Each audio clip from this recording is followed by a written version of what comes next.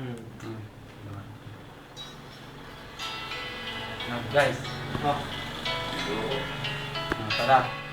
Introduction muna tayo. Sige. Dahil yan pala yung pinili kong kanta. Dahil, alam niyo naman yung gets ng kanta na yan eh.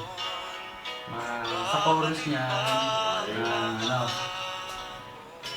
diba? Panapano lang yan pare. Darating yung panahon, lilipas din tayo. Pero, syempre, tag nito. Ang sa atin lang, tulong-tulungan tayo. Ito yung ano natin eh, bahay natin eh. Dito yung nagsimula yung mga araw natin na magkakasama tayo, magkakamasaya. Ang sa atin lang, basta nandito kayo. Sige, presensya nyo lang. Hanapin ko. Yun lang. Nga pala, mapakilala ako. Ako pala si Terence Pinagel. Bilang Boy Kaong. Biker. Hindi. Ganito tayo. Proud to be janitor.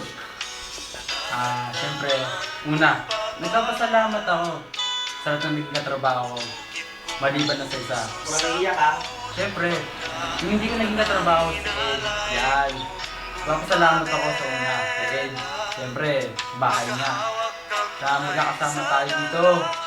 Ngayon, sa yung, sasabihin natin, kay Hani, sa yung tinatawag na Dali.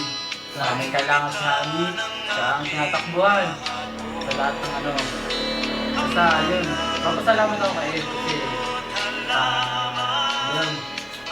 Basta, pag nandito sa bahay, siya ang laging may sagot. Yun.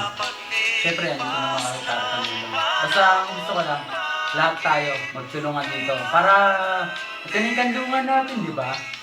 Hindi tayo nagsimula, hindi tayo nagkakasayahan. Ayoko lang mawala yung bahay na to. Magkakasama tayo dito, di ba?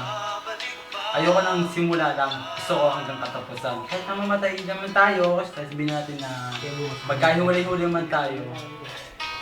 Ito pa rin ang natin. Basta huwag lang mawala yung bahay na to. Dito pa rin tayo. Walang problema sa akin yun.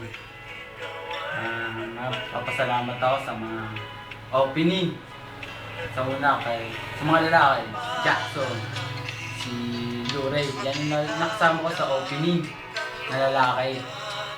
Papasalamat ako sa mga biruan, samahan. Sama yan. Yeah. Lalo na si Jackson. Sa inuman, sa ano yan, sa suicide. Yung naging opening ako.